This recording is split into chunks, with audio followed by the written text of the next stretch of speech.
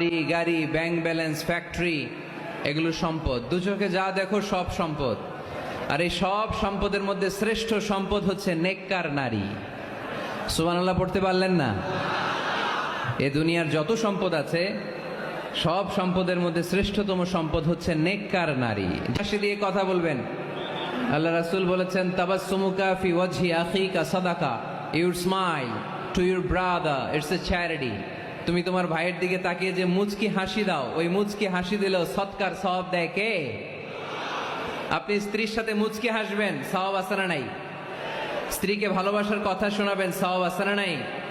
এমনকি আল্লাহর হাবিব বলেছেন, অফি বুদআই আহাদিকুম সাদাকা, তোমরা শীতের রাতে স্বামী স্ত্রী যখন এক কম্বলের নিচে সময় কাটাও, ওই সময়গুলোর জন্য তোমার আমলনামায় সওয়াব দিয়ে ভরে দেয় কে?